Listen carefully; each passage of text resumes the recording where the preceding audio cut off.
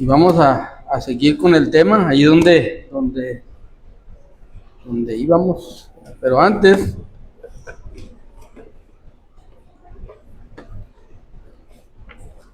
vamos a decir el texto que dice: todo lo que hagáis, hacedlo de corazón como para el Señor, no para los hombres. Colosenses 3:23. Ahora sí vamos otra vez a Levítico capítulo 24. Levítico capítulo 24.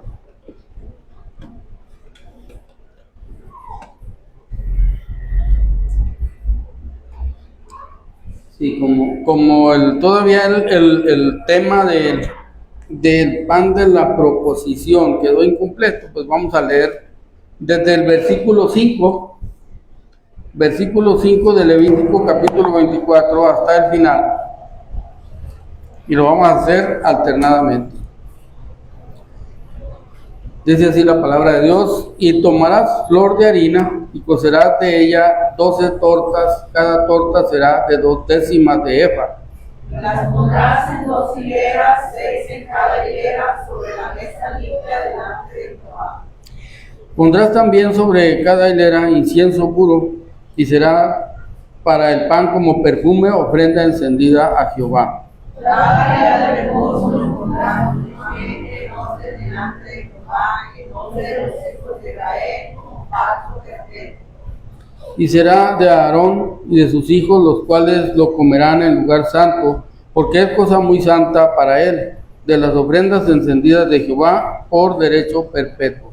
En aquel tiempo el hijo de una mujer israelita, el cual era hijo de un egipcio, salió entre los hijos de Israel, y el hijo de la israelita y un hombre de Israel vinieron en el campamento. Y el hijo de la mujer israelita blasfemó el nombre y maldijo, entonces lo llevaron a Moisés, y su madre se llamaba Selomit, hija de Dibri, de la tribu de Dan. Y lo pusieron en la cárcel hasta que fuese declarado por palabra de Jehová. Y Jehová habló a Moisés diciendo: saca el blasfemo fuera del campamento, y todos los que le vieron pongan sus manos sobre la cabeza de él, y apedrieron toda la congregación. y a los hijos de Israel hablarás diciendo: cualquiera que maldijere a su Dios llevará su iniquidad. Y el que blasfemare el nombre de Jehová ha de ser muerto. Toda la congregación lo apedreará, así el extranjero como el natural, que blasfemare el nombre de Jehová. Asimismo, el hombre que hiere de muerte a cualquiera persona que sufra la muerte, Y el que llega a la enfermedad ha de restituirlo animal por animal. y el que causare lesión a su prójimo según lo hizo, así le sea eso. Rotura por rotura, ojo por ojo, diente por diente, según la lesión que haya hecho a otro, tal será a él. El que hiere a algún animal ha de restituirlo, mas el que hiere de muerte a un hombre, que muera. Un mismo estatuto tendréis para el extranjero como para el natural, porque Dios lo dio a vuestro Dios. Y habló Jehová a Moisés a los hijos de Israel, y a ellos sacaron del campamento al blasfemo, lo apedrearon, y los hijos de Israel hicieron según Jehová había mandado a Moisés. Amén. Vamos a orar. Padre nuestro que estás en los cielos, santificado sea tu nombre, Señor. Pues una vez más, Señor, estamos en este lugar delante de tu presencia, Señor, y pues con el propósito, Señor, de alabarte y de bendecirte, Señor, y de glorificarte con nuestra vida, Señor. Ayúdanos para que así sea, y no solamente cuando estamos aquí, sino donde quiera, Señor, que entendamos los beneficios y aprendamos a disfrutar de tu presencia cada día, Señor, donde quiera que vamos, en cualquier situación que emprendamos, Señor. Ayúdanos para tenerte presente en nuestra vida, porque sabemos que cualquier situación, sea de alegría o de situaciones de problema, tú tienes la solución. Y pues ayúdanos, Señor, en esta hora que estamos leyendo y escudriñando tu palabra. Yo te pido que tú nos hables a cada uno de los que estamos aquí, que hables a la mente y al corazón de cada uno, Señor, para que pues cada día podamos estar más más despiertos, más dispuestos para caminar en este mundo donde quiera que nos movemos, para que cumplamos con el propósito de tu mandamiento que dice que vayamos por todo el mundo y prediquemos el Evangelio. Sabemos que pues no nos pides a cada uno ir hasta los confines de la tierra, sino que para que donde quiera que nos movemos, Señor, tengamos presente que es lugar de testimonio para hablar y testificar de lo que has hecho en nuestras vidas, Padre. Y pues en esta hora también pedimos que bendiga, Señor, a todas las personas que con este mismo propósito se reúnen, a toda tu iglesia, a todo lugar, Padre. Te pedimos que tú te manifiestes, y porque sabemos que, como dice tu palabra, el diablo anda cual rugiente y que en estos últimos días pues iba a arreciar sus ataques, dice tu palabra, porque sabe que le queda poco tiempo, Señor, pero también a nosotros ayúdanos para hacer, estar atentos, Señor, buscar el discernimiento que da tu palabra y la fortaleza que tenemos a través de tu Espíritu Santo para permanecer firmes en la fe. Ayúdanos, Señor, y bendice, Señor, también a todos los enfermos, todos los necesitados, y perdona, Señor, todas nuestras faltas. Te lo pedimos en el nombre y por los méritos de Cristo Jesús. Amén. Bueno, vamos a continuar, ¿verdad? Normalmente ya sabemos que estos temas que estamos viendo, que a veces pues habíamos leído muchas veces estas partes y no le habíamos encontrado, yo creo, no todos, pero algunos no habíamos encontrado mucho que ver, pero ahora que estamos haciendo comparativas entre el Nuevo y el Antiguo Testamento, estamos viendo que hay mucha enseñanza y hay muchos fundamentos,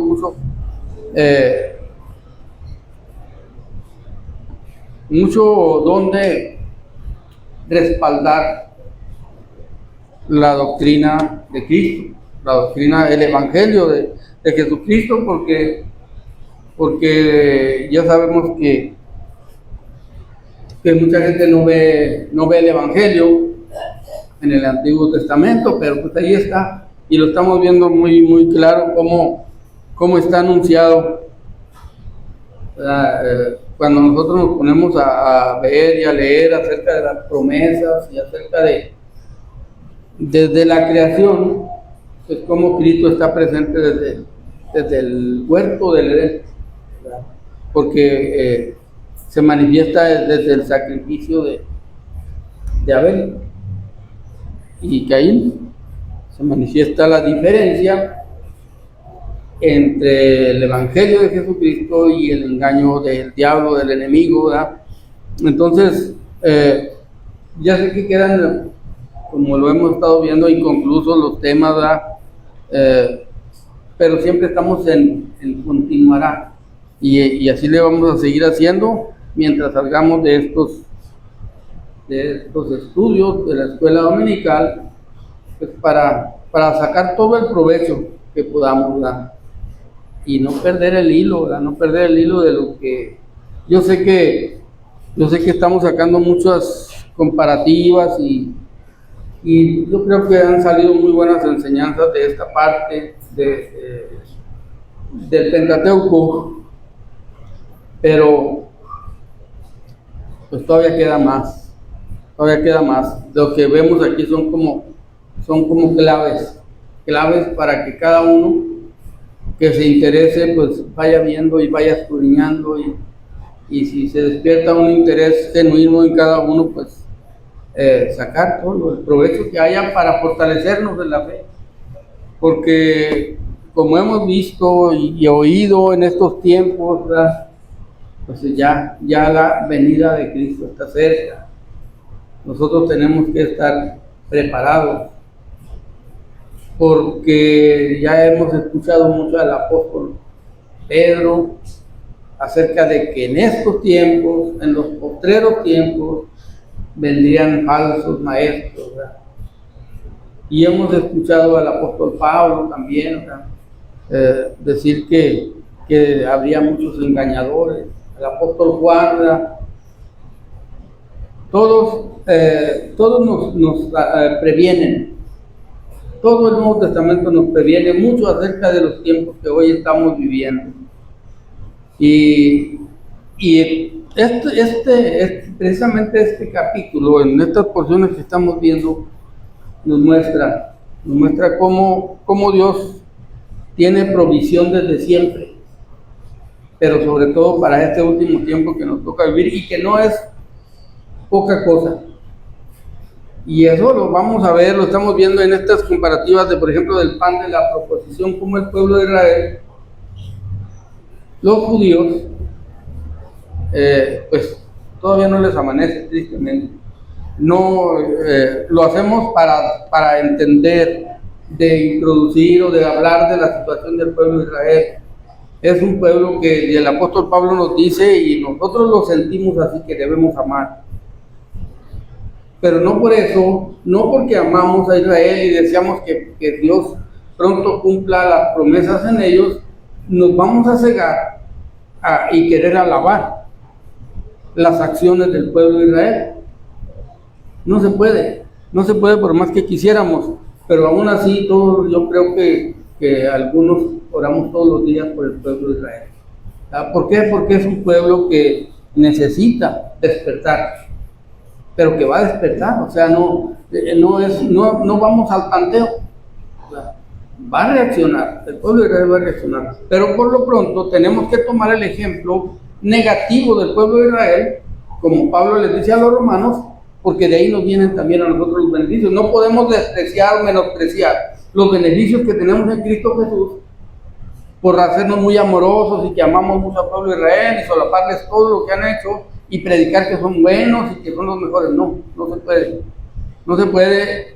Eso no quita que nosotros oremos, que amemos al pueblo de Israel, pero por lo pronto el ejemplo que nos dejan y que es en beneficio nuestro, al final dice el apóstol Pablo, pues es bueno para nosotros. De ahí podemos nosotros agarrar todo el beneficio que la palabra de Dios nos da. Entonces, la semana pasada estuvimos viendo ya cómo es que en esta porción que estamos leyendo del pan de la proposición, pues tenemos muchos ejemplos, como vimos la semana pasada, acerca de los tiempos que hoy nos toca vivir, incluso de las mismas promesas que hay hasta en Apocalipsis. Los simbolismos, el significado, todo esto que estuvimos viendo la semana pasada, pero también vimos cómo prefiguran o tipifican o son tipo y sombra de Cristo Jesús, donde nos confirma que el que fue anunciado desde el huerto del Edén nunca se perdió el perfil en toda la Biblia, a pesar de que el pueblo falló, que los reyes fallaron, que mataron a profetas, ¿verdad? Hicieron muchísimas cosas negativas y los mataban para no darles la razón de que les estaban hablando verdades, y los menospreciaban y los encarcelaban, ¿verdad? Entonces, hoy en día yo creo que hay un remanente que está hablando, que está profetizando con sus vidas. Esa es la iglesia de Cristo. Pero también creo que esa iglesia está siendo muy atacada, muy menospreciada. No se le reconoce nada. Entonces, aquí en esta parte que estamos viendo de los panes sin levadura, vamos a ver cómo los sacerdotes tenían una responsabilidad que cumplir, como la tenemos nosotros los cristianos hoy en día. Tenían una responsabilidad que cumplir acerca de todo el cuidado, de todo lo que había en el tabernáculo. Y en esta parte pues estamos viendo cómo es en lo referente al pan de la proposición, que vimos que tipificaba y que representa la vida de Cristo Jesús, como el pan de vida, como el alimento para la iglesia de hoy en día. Y también vimos lo vimos la semana pasada, que es un pacto perpetuo, ¿verdad? Cuando hablamos del culto o de los panes que estaban los panes sin levadura que estaban en la mesa de la proposición, vemos que hay un orden Eso es lo que estábamos viendo la semana pasada, un orden perfecto. Y eso nos habla a nosotros de una forma de entrega y de adoración perfecta. Y también hemos visto cómo hasta el día de hoy, en lo que vamos del tiempo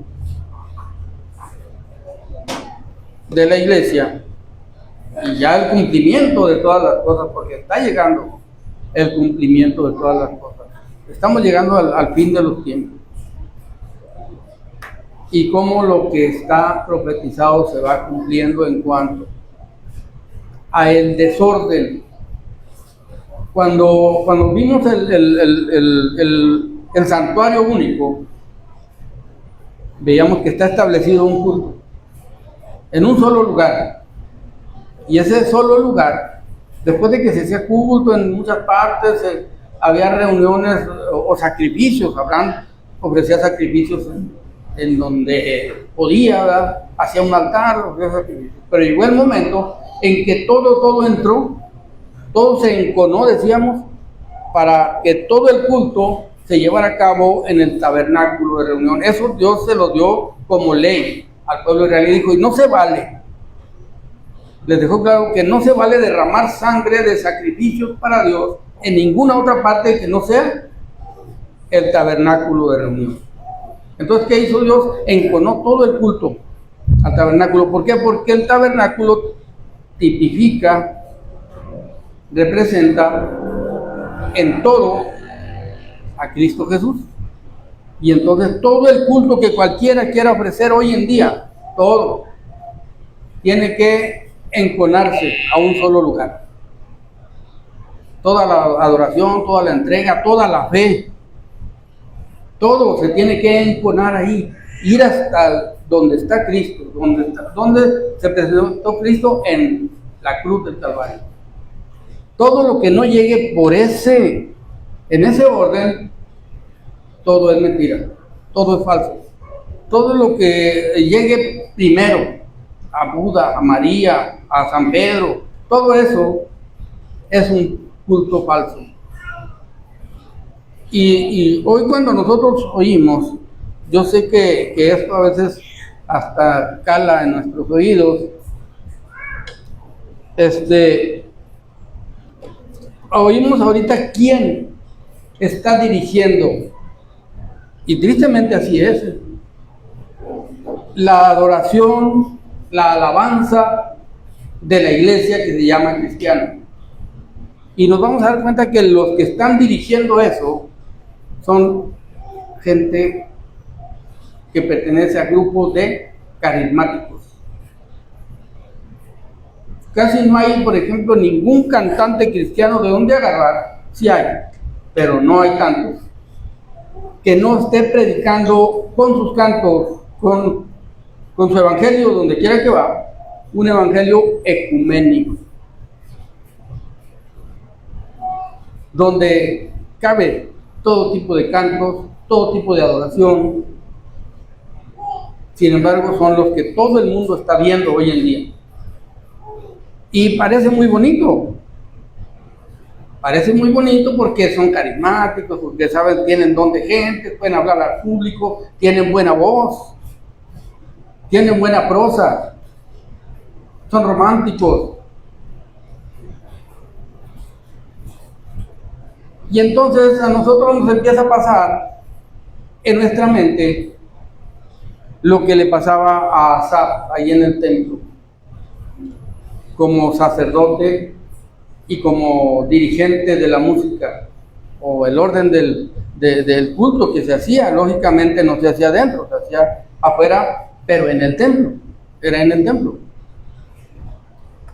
Y Asaf llegó el momento en que empezó a ver que toda la gente prospera, toda la gente diciéndose judíos, descendientes de Abraham, hacían lo que les daba su gana. Y dice, hasta los ojos se les inflaman de la gordura. Dice en el Salmo 73, dice, tuve envidia de los arrogantes. Bueno, déjenme leerlo para no decirlo al tanteo. Y yo sé que a veces repito mucho ciertos, pero son bien aplicables, ciertas citas, ¿verdad? Pero son totalmente aplicables cuando se tocan ciertos temas, ¿verdad?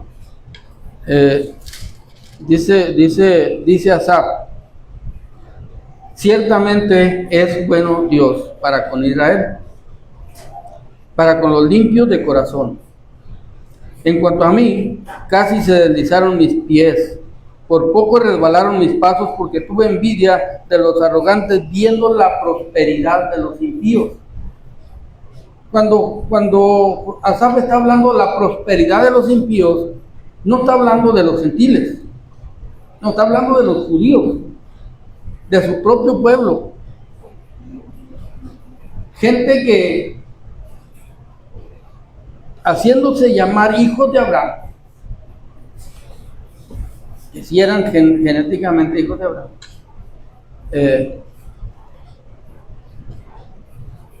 prosperaban y presumían de su prosperidad como buenos judíos, como buenos adoradores, se puede decir, cumplidores de la ley.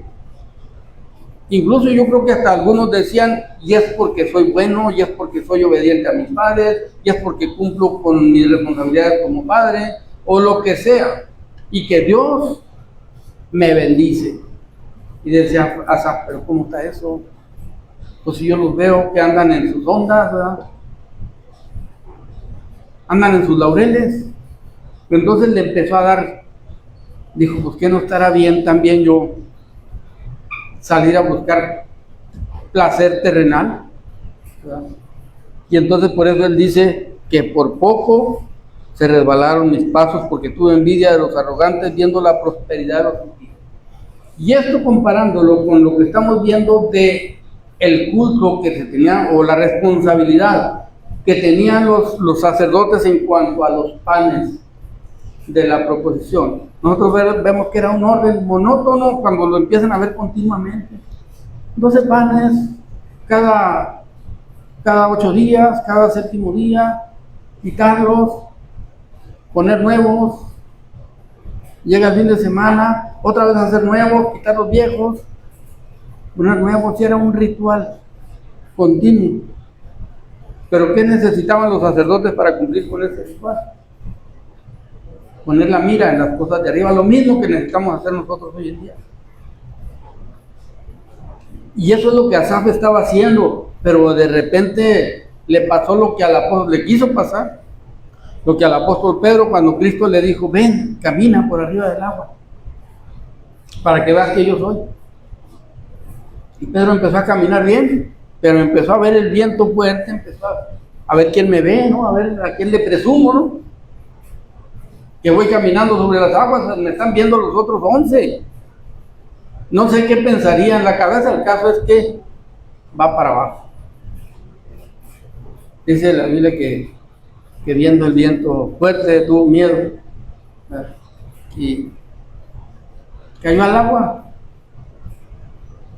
Ahora el miedo siguió, porque dice, Señor, sálvame, me ahogo. Era un gran pescador, el apóstol Pedro. Pudo empezar a luchar, pero lo que entendió es que él había fallado. Y dijo, no hay otro auxilio mejor que la mano de Cristo. Entonces, nosotros vemos cómo estos sacerdotes, esa era su orden. Ya lo estuvimos viendo desde el principio. La orden era permanecer en esta obediencia acerca de todo el culto del tabernáculo de reunión, pero Asaf ahí estaba, pero muchos, o después de él, vinieron muchos que no tuvieron esa paciencia. Y dice en Hebreos 10:29, dice, bueno, esto se refiere al tema que vamos a ver enseguida, pero también aquí vamos a hacer una comparativa de lo que es lo que Dios pide acerca del pueblo de Israel.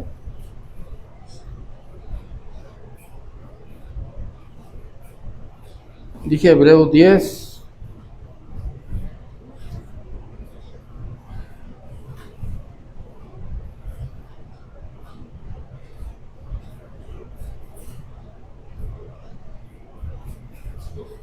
bueno, no hay la cita, pero la Biblia, pero lo que quiero decir, si al rato me lo voy a ir al texto, que es necesaria la paciencia. Es necesaria la paciencia, y esta era necesaria para los sacerdotes. Muy importante, ¿verdad? Que ellos permanezcan en esa paciencia constante. Ahora, llevándolo a nuestros días, nosotros para permanecer en la fe, ¿qué necesitamos? Ser pacientes.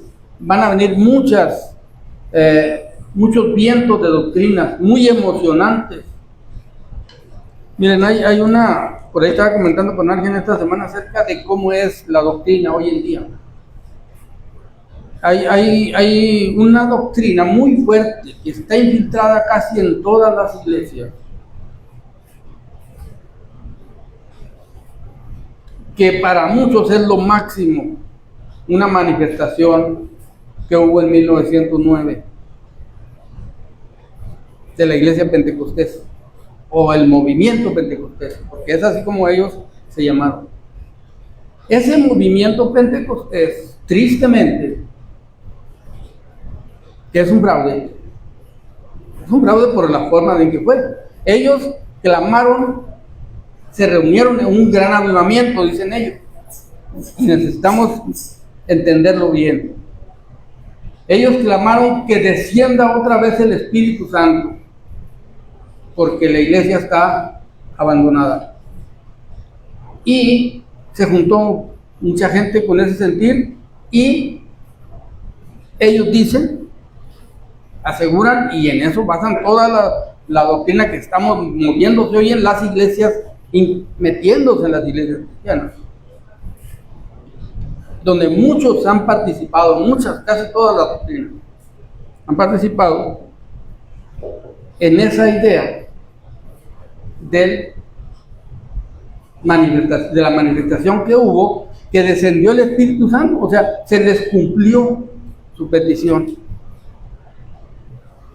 Y descendió el Espíritu Santo y todos hablaron en lenguas. Esa es la historia de 1909 o 1906, no me acuerdo exactamente la fecha. Y esa iglesia tuvo un gran avivamiento, descendió el Espíritu Santo. Y ahora el que no ha, según esa doctrina que ha imperado en algunas, según esa doctrina, toda la gente, persona que cree en Cristo, pero no habla en lenguas, no cree en Cristo, no es salvo. ¿Y saben quiénes encabezan este tipo de doctrina? Todos los ecuménicos.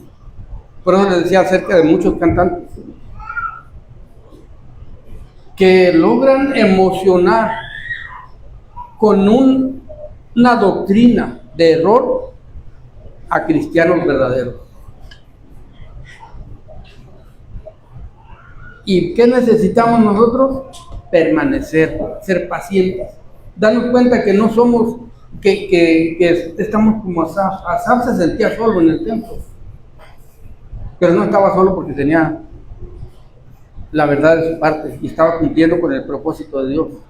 Y lo entendió, ¿verdad? Porque al final del Salmo él dice, ¿y a quién tengo yo en los cielos sino a ti? Y fuera de ti, dice al final, dice en el versículo 27, porque aquí los que se alejan de ti perecerán. Tú destruirás a todo aquel que de ti se aparta. ¿Qué están haciendo estas doctrinas? Eso lo tenemos que entender. Y también tenemos que entender el mensaje que les decía al principio de lo que dice Pedro, lo que dice Juan, lo que dice Pablo, acerca de los falsos que vendrían. No dice que vendrían 2 o 3 falsos, dice muchos falsos vendrán. El apóstol Pedro habla de maestros, el apóstol Pablo habla de apóstoles falsos. Después de los 12 apóstoles y hasta todos los que cumplieron con el propósito de el canon sagrado, de presentar el evangelio de Jesucristo, gente que vio a Jesús, que convivió con él, todos cumplieron el propósito. Y cuando Pablo habla de apóstoles, habla de falsos. Dice, estos son falsos apóstoles, obreros fraudulentos, que se disfrazan. La Biblia en ninguna parte más habla de apóstoles verdaderos, en ninguna parte. Pero de falsos sí habla, y el apóstol Pablo anuncia que habría también, como Pedro anuncia de falsos maestros, Pablo anuncia de falsos apóstoles. Entonces, a veces nosotros nos vamos con la idea de que es apóstol, que habla igual que habla cualquiera otro en la Biblia, y trae un mensaje bíblico. Entonces hay que creerle al diablo, porque el diablo le llevó un mensaje de la Biblia a Cristo. Le llevó un mensaje de la Biblia, le habló con la palabra de Dios. Entonces, ¿qué se necesita? Necesitamos discernimiento. Necesitamos darnos cuenta que estamos viviendo tiempos peligrosos, no peligrositos, no medio peligrosos, de vida o muerte. Estamos viviendo tiempos hoy en las doctrinas que se oyen, que se predican. Unas muy livianas de más, otras con reglas durísimas o muy marcadas. Por ejemplo, en la iglesia hay ciertas iglesias pentecostales donde un miembro que no hable en lenguas no cuenta. Y en muchas doctrinas hay muchas marcas que hay que entenderlas. Hay doctrinas que pueden darle la cena del Señor a un borracho que se emborrachó anoche, que fue adúltero anoche, pero que está bautizado en su doctrina. Sin embargo, a un cristiano que va de visita no le pueden dar la cena del Señor. Entonces nosotros tenemos que ser cuidadosos de el discernimiento que pide y que da la palabra de Dios. Sí, decía un hermano por ahí, son homicidas. En esas cláusulas que tienen, son homicidas de cristianos. Ah, no hablas en lengua, te vas a ir al infierno, tú no eres cristiano. Entonces nos damos cuenta cómo las doctrinas de hombres han sido infiltradas. Y nosotros tenemos que, a veces se nos hace, es que aquí somos bien poquitos. Yo, como les he dicho muchas veces, nosotros a veces nos menospreciamos a nosotros mismos. Pero si el diablo se para en la puerta y dice, ay caray, son más de 3, aquí está difícil.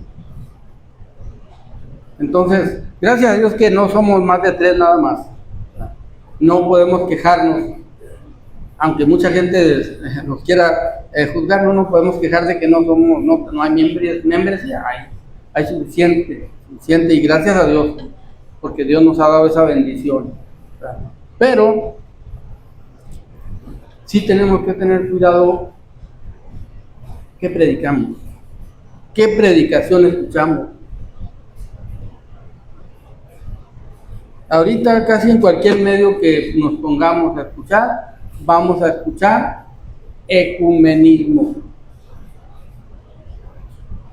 Predicadores hablando bien, temas completos de la palabra de Dios, pero que sutilmente con esos buenos temas nos van enredando de tal manera que estamos oyendo a veces a un desconocido de Dios, a uno que un día Dios le va a decir, no te conozco, nunca te conocí. Señor, pero mira, yo predicaba, yo estudié, fui al seminario,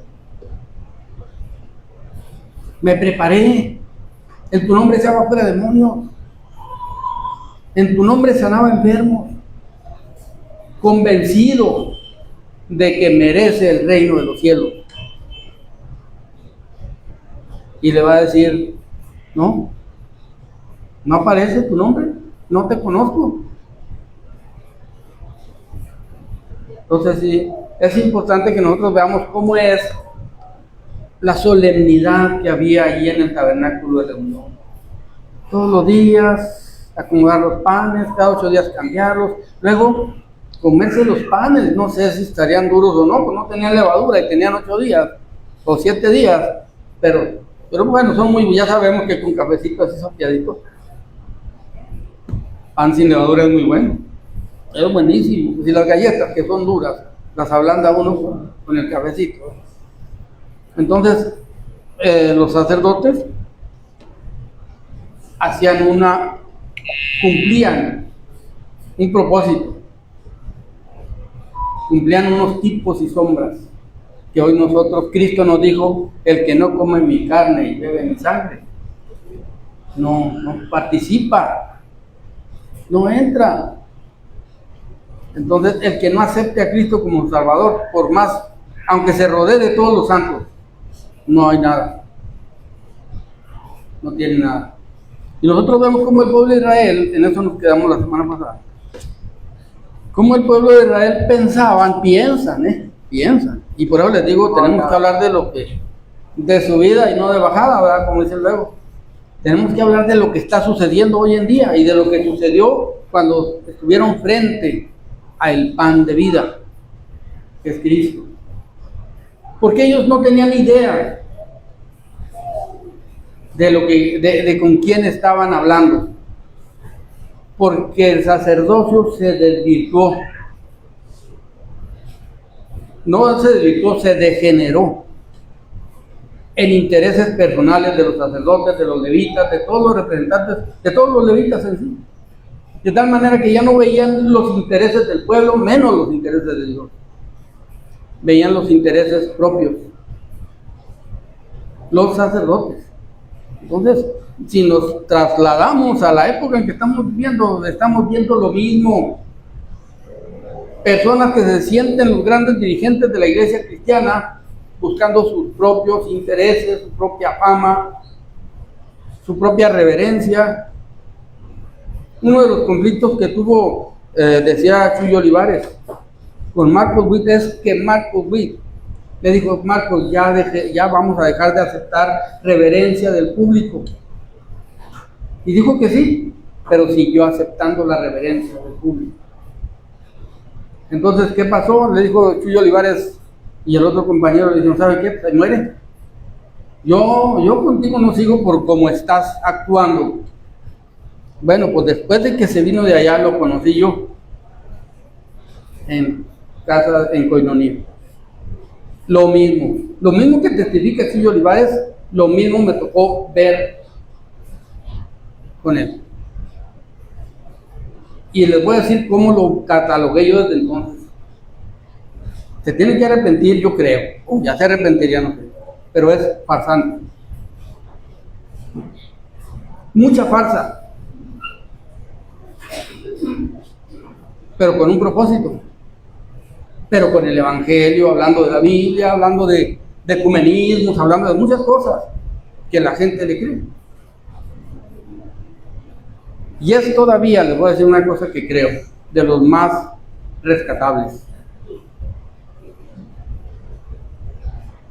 Pero no deja de estar predicando o llevando un evangelio ecuménico, donde caben para la vida eterna todas las doctrinas, como las prediquen, incluyendo la católica. Y más al rato va a salir con que también se valen las otras. Porque es lo que salió con lo que salió el Papa ya, ¿verdad? Que se valen también las doctrinas que no son del cristianismo. Adoran al mismo Dios, no hay otro. Dicen. Entonces, ¿por qué lo digo? Porque él va en la ruta. Ha venido en la ruta de la Iglesia Católica. Ahora, estamos hablando del que les digo que creo que es rescatable, hay otros que de plano, como dijo Macario, de plano. Entonces,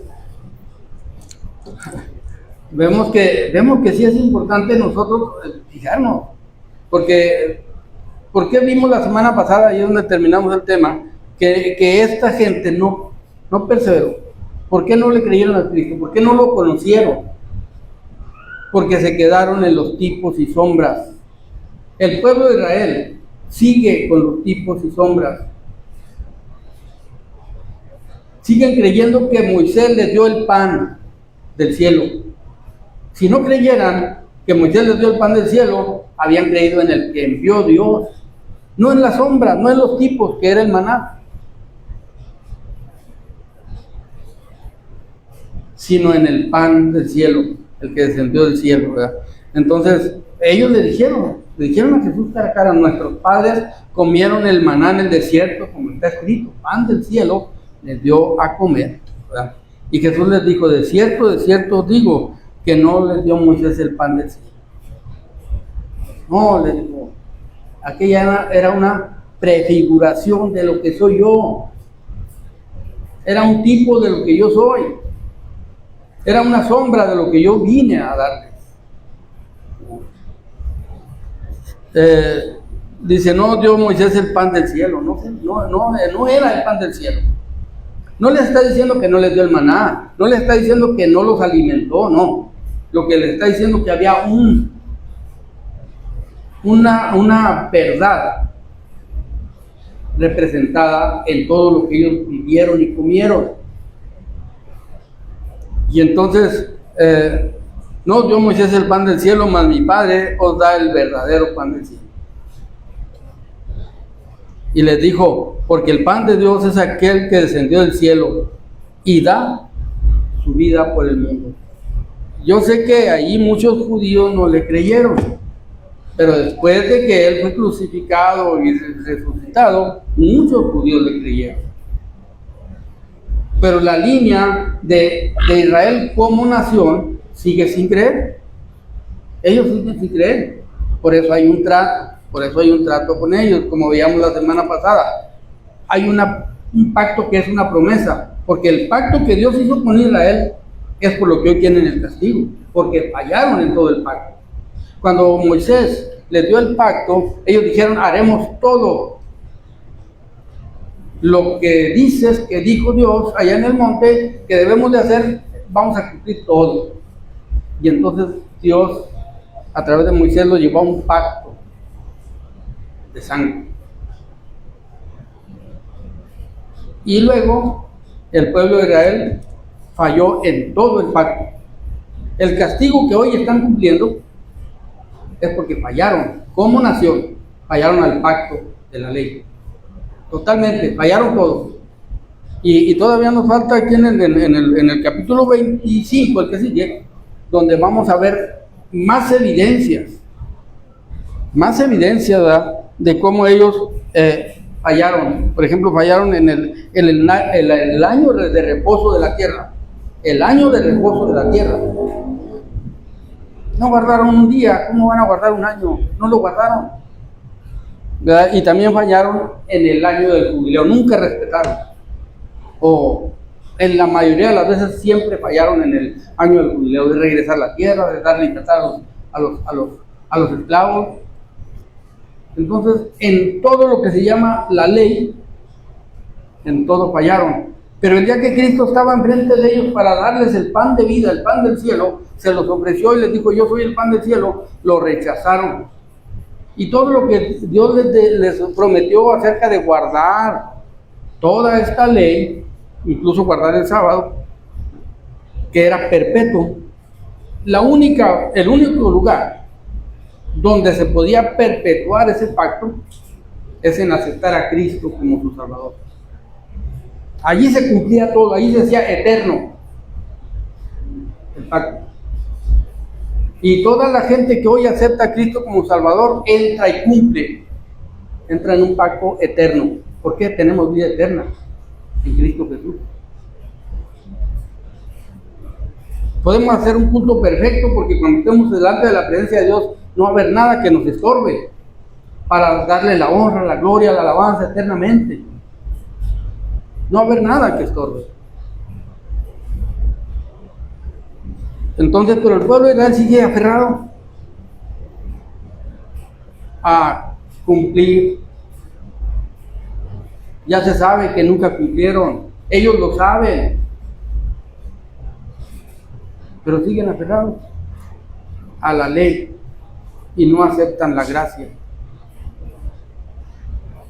Cuando Dios llegue a hacerle juicio al pueblo de Israel en el final de los tiempos, ¿saben qué es lo que va a hacer? Va a entrar el pacto de gracia de Abraham. porque el pacto que hizo con ellos fallaron. Pero entonces entra el pacto de gracia. ¿Por qué pacto de gracia? Lo veíamos la semana pasada. Porque el día que se hizo el pacto, Abraham lo vio de lejos. Dios hizo el pacto solo. Y fue una promesa. Y cuando Dios hace una promesa, la cumple. ¿Y qué va a hacer? Va a llevar a Israel hasta el punto de entender, fallamos, nos arrepentimos, matamos al que no debíamos de haber matado, lo crucificamos y nos arrepentimos. ¿Y qué va a hacer Dios? Bueno, aplica la gracia del pacto, de la promesa hecha a Abraham. Y ahora sí, son perdonados, después de, lógicamente, de llorar, de lamentarse, son perdonados y entran en el pacto de gracia que Dios hizo con Abraham. En ti serán benditas todas las naciones, en eso entramos nosotros también. Pero sobre todo, la primera promesa del pacto es a su descendencia. Ahí está el trato. Y Dios se los va a cumplir a ellos. Pero por lo pronto, nosotros vemos que ellos menospreciaron, están menospreciando todavía hoy en día este pacto que hicieron, o lo están desobedeciendo, podemos decir. Este pacto que Dios hizo con ellos a través de la sangre. Ahí está en el pacto, está en Levítico capítulo 24. No, perdón. En Éxodo.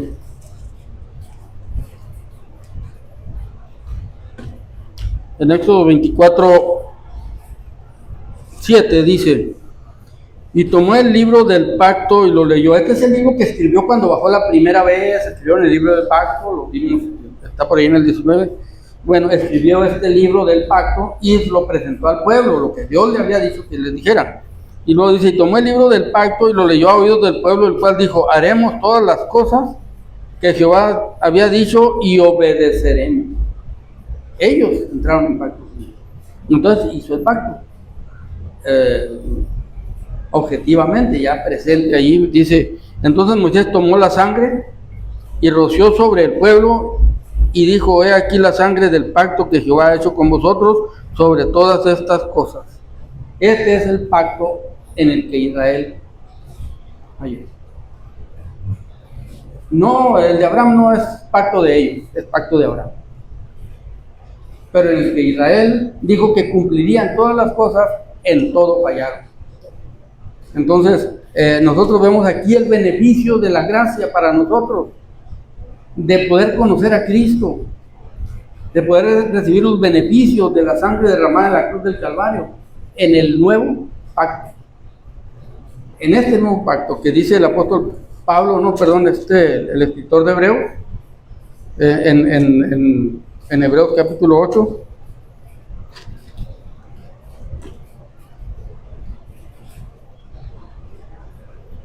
en Hebreos capítulo 8, que es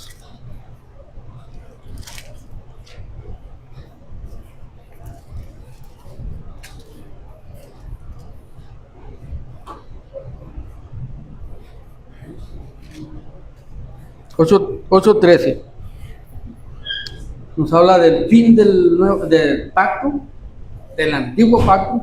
Aunque Israel quiera vivir en aquel pacto, ya ese pacto ya está anulado, ya ese pacto se acabó. Dice aquí en Hebreos 8:13, al decir nuevo pacto, bueno, voy a leer toda esta parte para que veamos. Desde el versículo 10, por lo cual este es el pacto que haré con la casa de Israel, porque aquí está involucrado el pacto de Abraham. Por lo cual este es el pacto que haré con la casa de Israel después de aquellos días, dice el Señor. Pondré mis leyes en la mente de ellos, sobre su corazón las escribiré y seré a ellos por Dios, y ellos me serán a mí por pueblo, y ninguno enseñará a su prójimo, ni ninguno a su hermano, diciendo: conoce al Señor, porque todos me conocerán, desde el menor hasta el mayor de ellos. Esto es al pueblo de Israel. De ellos, porque seré propicio a sus injusticias y nunca más me acordaré de sus pecados y sus iniquidades. Aquí Dios les va a cumplir, todavía no, Dios les va a cumplir el pacto hecho a Abraham. El de ellos fallaron. Y acá más abajo dice, y al decir nuevo pacto, ha dado por viejo el primero. Ellos no lo han aceptado, pero ya se dio por viejo, ya se acabó. Y lo que se da por viejo se envejece, está próximo a desaparecer. Y luego ya nos relata en el capítulo nuevo todo lo que hay en el antiguo pacto, ¿verdad? Dice que ahora bien, en el primer pacto tenía ordenanzas de culto, un santuario terrenal, porque el tabernáculo estaba dispuesto así, y luego ya vemos todo lo que hemos visto acerca de lo que hay en el santuario, ya que a la entrada está la mesa, y luego enfrente está la menorá o la lámpara esa del candelabro, y luego enfrente el altar del incienso, y luego detrás del velo, pues el arca del pacto o el propiciatorio. Entonces, esto era donde se encerró todo el culto que vimos, ya vimos claramente, no nos queda ni siquiera una ápice de duda que en Cristo se cumplió todo se cumplió. Entonces, ahora nosotros entramos primero que el pueblo de Israel en este nuevo pacto, todos los creyentes, incluyendo a los israelitas que también han entrado, ya estamos en un nuevo pacto, en este nuevo pacto. Pero el pueblo de Israel sigue en los tipos y sombras. ¿Por qué? Porque le altercaron a Cristo. Le dijeron, no, el pan de vida, ¿tú qué vas a hacer? ¿Tú qué vas a hacer el pan de vida? El pan de vida nos lo dio Moisés allá en el desierto. Entonces vemos cómo es triste la situación, y es triste hoy en día para mucha gente que estando Cristo con los brazos abiertos diciendo, venid a mí todos los que estáis trabajados y cargados, y yo os haré descansar. Llevad mi yugo sobre vosotros y aprended de mí, que soy manso y humilde de corazón. Esa es una parte que a veces nosotros no nos gusta profundizar tanto. Tenemos que aprender de él, a ser mansos y humildes de corazón. Tenemos que aprenderlo, porque si no, las mañas que hay en nuestra vida, naturales, que nos han gustado, o incrustadas por alguna doctrina, en la doctrina verdadera de Jesucristo, todo eso nos va a hacer perder el tiempo. Y es muy claro, como hemos dicho muchas veces, que las áreas de nuestra vida que nosotros no conquistemos, mañas y todo lo que tenemos, costumbres, ideas prefabricadas, que no queremos dejar, esta carne no las quiere dejar ni por nada, y decimos, es que yo no puedo, y es que qué barbaridad, no saben mi incapacidad. No, todos somos incapaces, nadie podemos. Entonces, las áreas que nosotros no conquistemos de nuestra vida, de nuestro pensamiento, de nuestras actitudes, son fortaleza del diablo, del enemigo. Allí se fortalece, y no digas que puedes, tú di que no puedes. Tú sostente, y el diablo ahí está. No puedes. Leer la Biblia, no puedes. Orar, no puedes, no, estás muy cansado. Testificarle a los amigos, no, pierdo su amistad. Decir a la gente en el trabajo que yo soy hijo de Dios, no, ni lo digas ahí. El diablo eso le va a aconsejar a cualquiera. Entonces, mientras nosotros no conquistemos esas áreas de nuestra vida, el diablo se fortalece. No, es que no hay que ser tan exagerados. No hay que ser tan exagerados. ¿Cómo les vamos a decir de Cristo? Es más, no les voy a decir para que no lo menosprecien. No quería hacer que lo menosprecien. Eso lo vamos a ver en el tema enseguida, ¿verdad? Cómo es. Cómo todo está tan claro, ¿verdad? Qué importante es el testimonio. Sostenernos en el testimonio. Entonces, nosotros aquí vemos que todo esto cómo se va cumpliendo, y cómo el pueblo de Israel olvidó tantos beneficios, tanta gracia, tanta protección. Ahora, no son más de juzgar que el mundo de hoy y que nosotros mismos. Somos humanos, iguales, llenos de errores. Pero el error que sí no debemos de cometer es pensar que no podemos crecer en la gracia. Es pensar que no podemos crecer en el testimonio. Es pensar que ya, lo que hice ya está bien, ya no puedo, ya soy viejo, ya. No.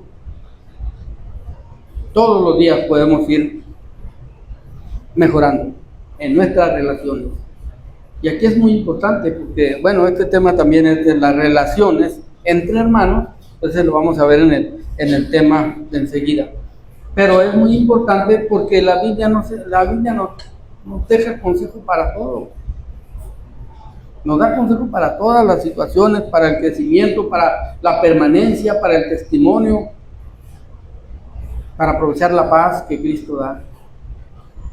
Los sacerdotes que cumplieron con su propósito es porque se aferraban a la paz. Estaban en paz, encerrados. Si ya lo vemos desde un punto de vista más claro, estaban encerrados en el templo. Vivían encerrados en el templo.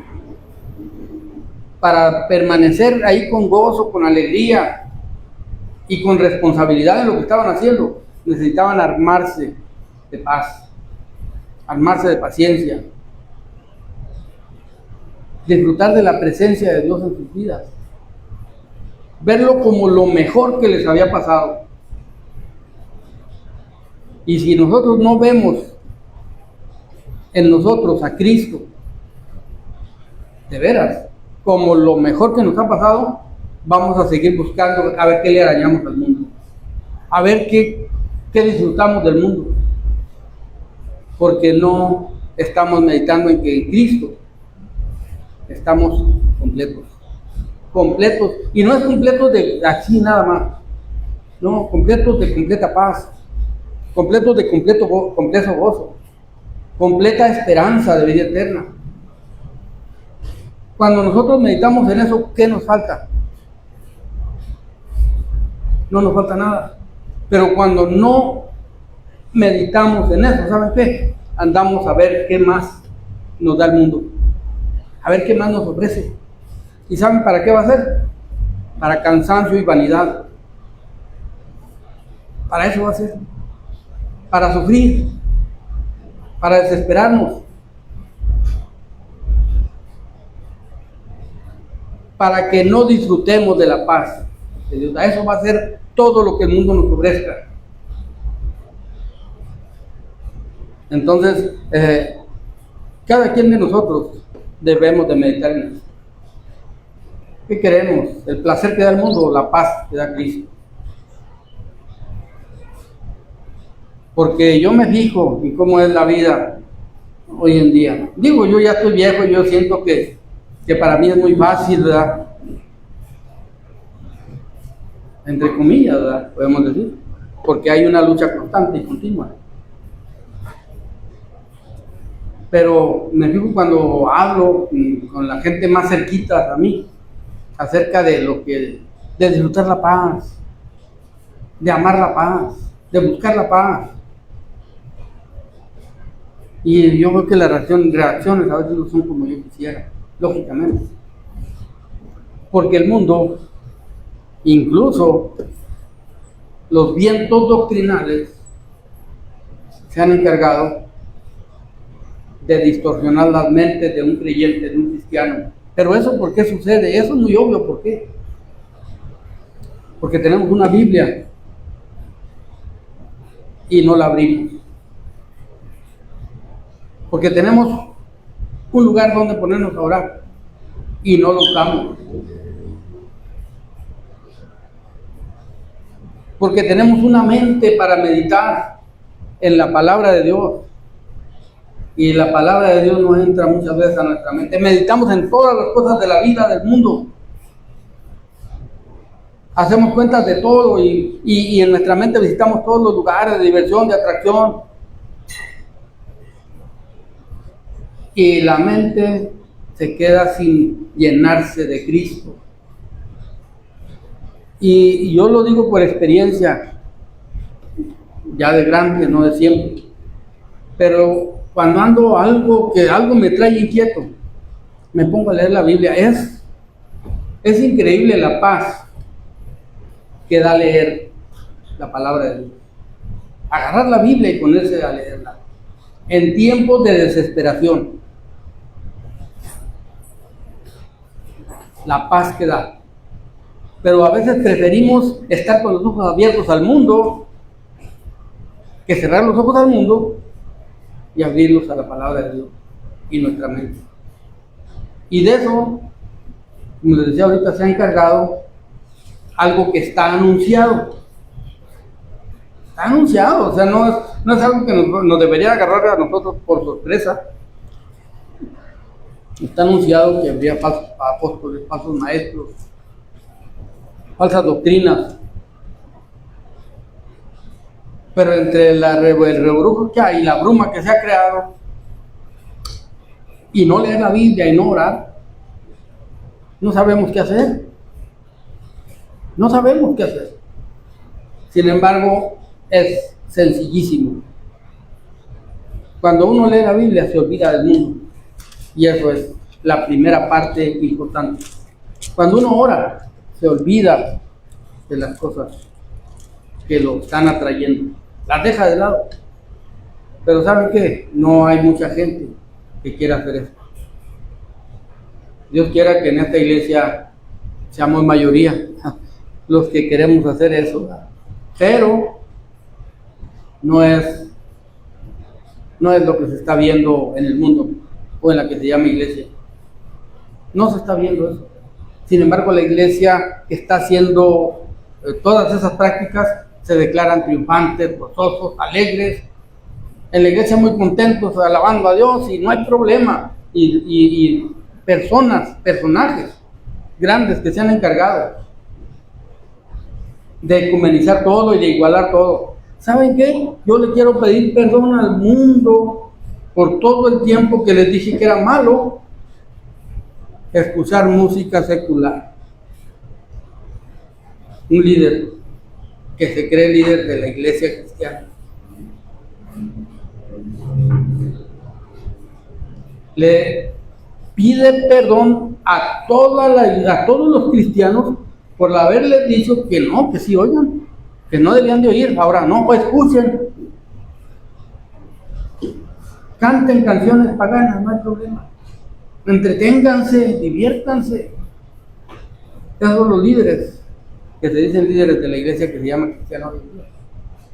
Ese es uno. Pero si nos vamos por este parejo, hay otro por ahí que dijo, no es malo tomar cerveza, pues no te vas a emborrachar. Yo antes no tomaba, pero ya me di cuenta que no me hace daño. Entonces, ya no es malo tomar cerveza, ya no es malo ir al baile, ya no es malo las diversiones del mundo, ya no es malo en vez de música cristiana oír música romántica. Ya no hay problema. No cuenta nada, ni siquiera hay pérdida de tiempo ya. ¿Por qué? Porque te diviertes, porque disfrutan tus sentidos, sí, los espirituales, ¿no? No disfrutan. Pero de eso ya se está llenando y está llegando a todas las doctrinas. Incluso ya dicen que si tú ves todo eso, puedes tomar inspiración divina para componer cantos a Dios o predicar. Eso es a lo que estamos viendo. ¿Por qué? Porque no se quiere cumplir con un propósito del orden y la santidad que Dios pide, que Dios le pidió al pueblo de Israel. Ellos no cumplieron. ¿A qué punto llegaron, verdad?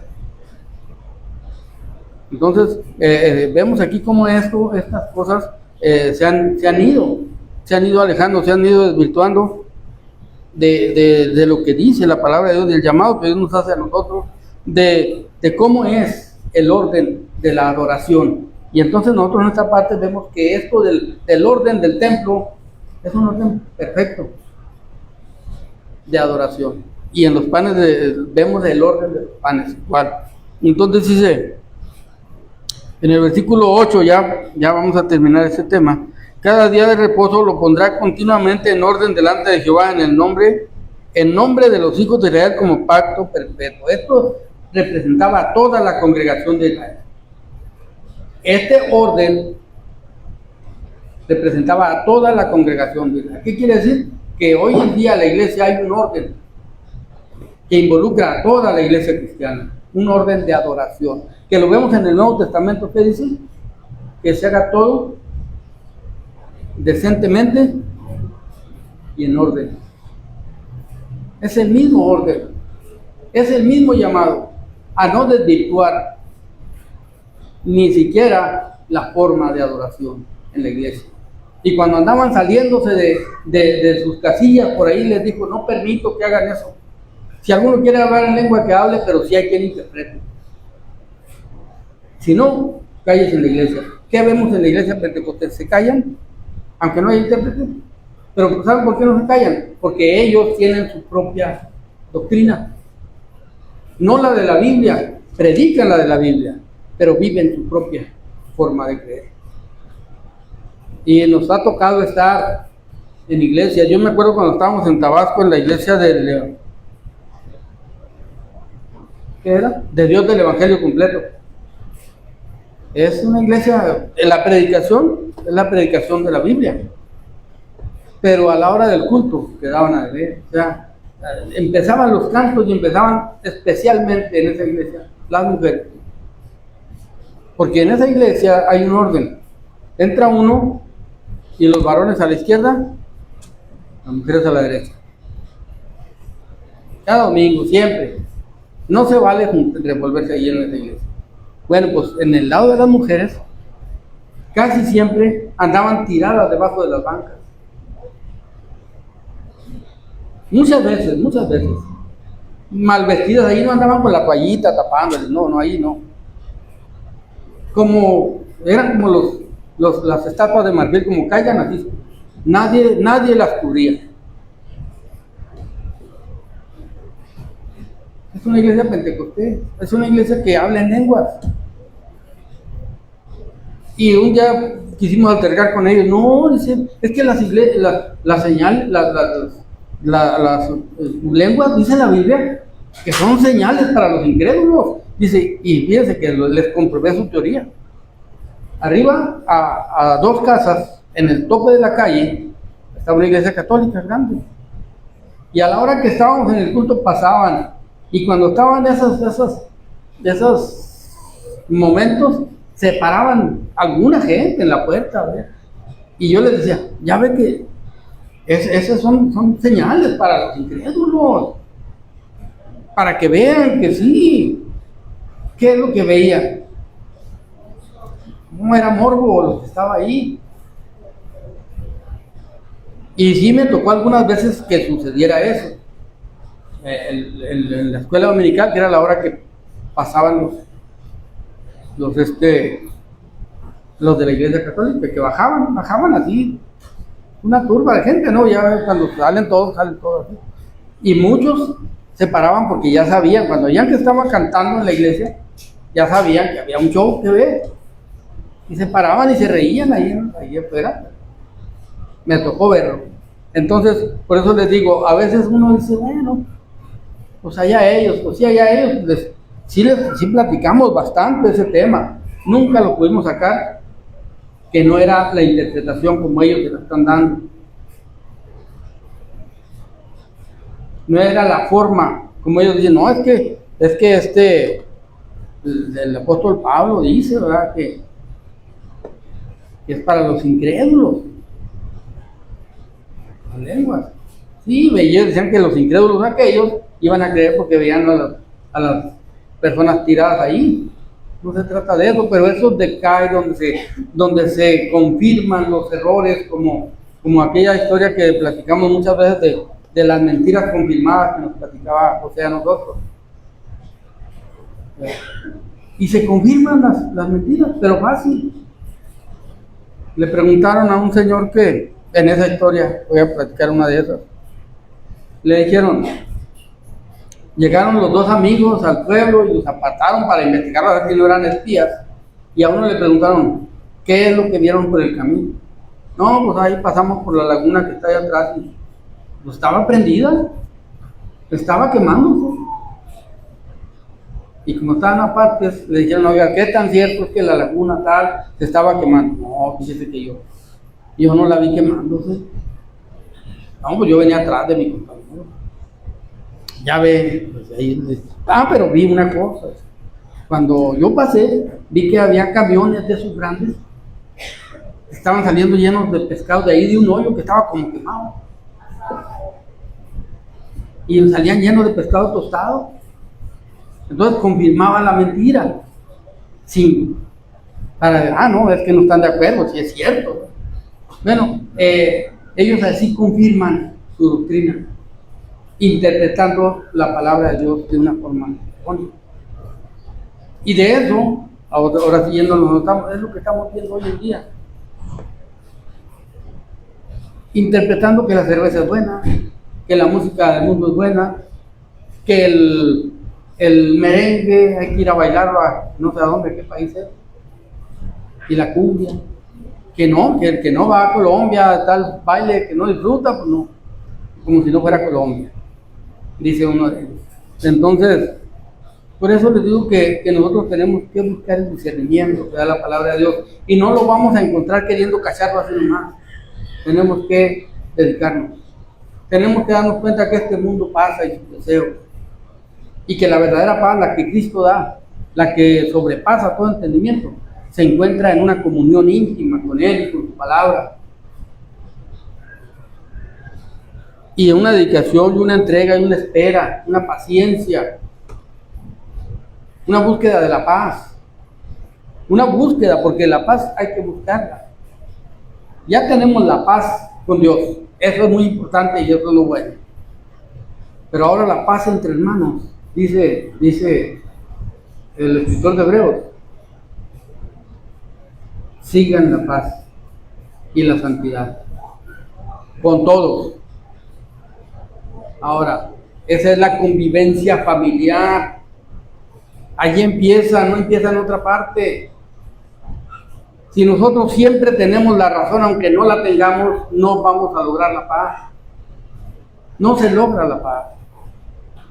La paz se logra aceptando a los demás, las opiniones de los demás, hasta donde se pueda, con el fin de buscar la paz de Cristo, la paz entre hermanos, disfrutarla. No es para darles algo, es para disfrutarla. La persona que disfruta de la paz puede transmitir paz. La persona que no disfruta de la paz no puede transmitir paz, y siempre va a tener una respuesta agresiva, una respuesta convenenciera, una respuesta donde nadie más tiene la razón que yo. Así va a ser. Por eso la Biblia nos enseña acerca de buscar la paz con todos, seguir la paz, porque eso nos aleja. Dice que sin la cual nadie verá al Señor. Ahora, no vamos a condenar a nadie eternamente por eso, pero no vamos a disfrutar del gozo que da tener a Cristo en nuestro corazón, la paz que da conocer a Dios sin merecerlo, porque Cristo se puso de intermediario entre nosotros y Dios. Dice, entonces este era un ritual que se tenía que cumplir, y será de Aarón y de sus hijos, los cuales lo comerán en el lugar santo, porque es cosa muy santa para él, de las ofrendas encendidas de Jehová, por derecho perpetuo. Y eso también nos lleva al mismo punto de la perpetuidad de todas las cosas en Cristo Jesús. Y luego ya enseguida vamos a ver, este es el tema de los panes, donde podemos ver cuántos beneficios tenemos en Cristo Jesús. Todavía no terminamos de contar. No hemos terminado de contar, pero son una cantidad inmensa los beneficios de la paz que vino a traernos en la cruz del Calvario. Que cuando uno entra en una meditación íntima con Dios, se da cuenta que es algo que no se encontraba por ningún precio, en ningún lugar, en ninguna parte. Andar uno desesperado, preocupado, y no buscar la paz que Dios da, pues va a crecer la preocupación, va a crecer la desesperación, va a crecer el descontento interno. Pero cuando nos dediquemos de veras a querer disfrutar de este pan de vida que es Cristo Jesús para nosotros. Vamos a estar alimentados, vamos a ser fortalecidos en la fe, en la convicción, en el discernimiento. Todo eso lo da la palabra de Dios, todo eso lo da la convivencia con Dios. No viene de otra parte, no hay consejero que pueda dar un consejo tan sabio como el que da Dios directamente a través de la meditación en su palabra, de la oración. Y si aprendemos cada vez que aprendamos a disfrutar, pues vamos a tener más dedicación, más entrega, darnos cuenta que no hay solución en ninguna otra parte. El mundo no da nada. El mundo nos da aflicción. Todos los placeres terrenales nos van a dar aflicción. Como dijo el borracho cuando amaneció otro día. Andaba reclamándole a Dios y diciéndole, si borracho te ofendí, en la cruda me sale debiendo. Entonces, no es así. Nosotros tenemos que entender que cuando nos acercamos a Dios, no hay desvelo, aunque no durmamos. Lógicamente no vamos a dormir, ¿verdad? Pero no hay desvelo, hay placer. Eso nosotros lo podemos ver con claridad aquí en todas estas enseñanzas que estamos viendo aquí. Entonces ya vimos cómo todo esto, incluso el pueblo de Israel no aceptó, no reconoció de la paz que Cristo vino para traernos, del gozo, del alimento de su palabra que tenemos aquí. Y luego enseguida pues vamos a ver este tema de que ya no creo que lo alcancemos a ver, o sea, pero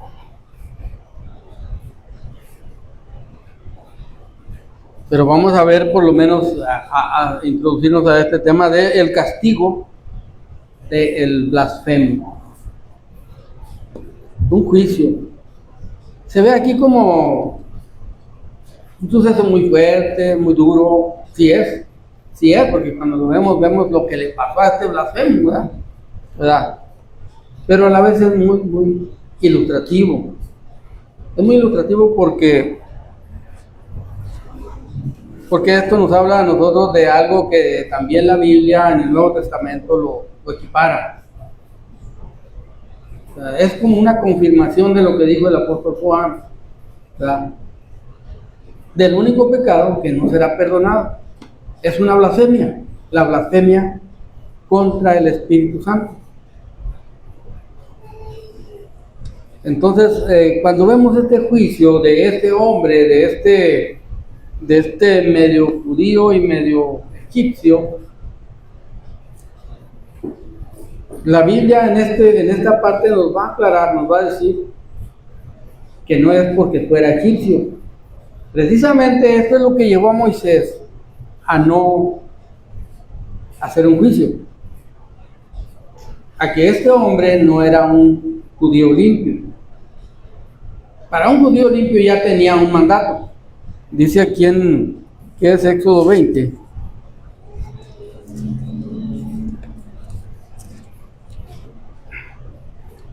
En Éxodo 27 hay un mandato para esto, ¿verdad? Dice, no tomarás el nombre de Jehová tu Dios en vano, porque no dará por inocente Jehová al que tomare su nombre en vano. Ya había un juicio. No se podía tener por inocente una persona que tomara el nombre de Dios en vano. Pero resulta que esta persona no pertenecía al pueblo de Israel totalmente. Era una persona mestiza. Entonces cuando a Moisés le llevaron esta queja, le dijeron,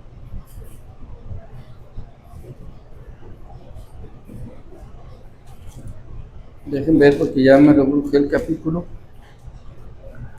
Levítico 24, en aquel tiempo el hijo de una mujer israelita, el cual era hijo de un egipcio, salió entre los hijos de Israel, y el hijo de la israelita y un hombre de Israel riñeron en el campamento.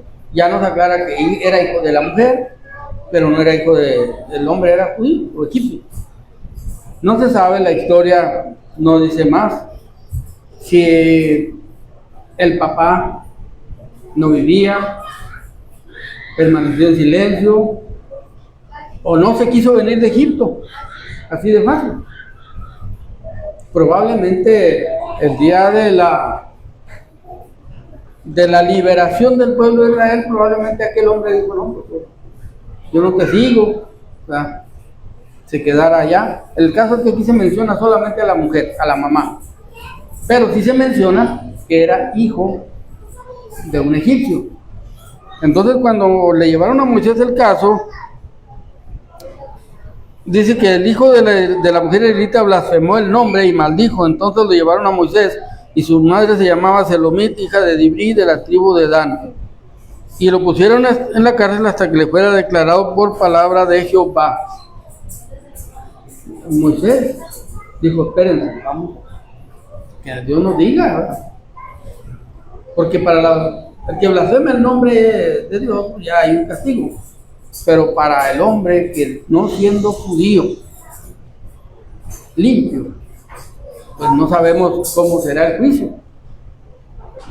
Entonces le dice Moisés, vamos a esperar, vamos a tener paciencia, a esperar la respuesta de Dios para ver el juicio de este blasfemo. Y nosotros pues vamos a esperar hasta la semana que entra también para ver. También vamos a hacer de caso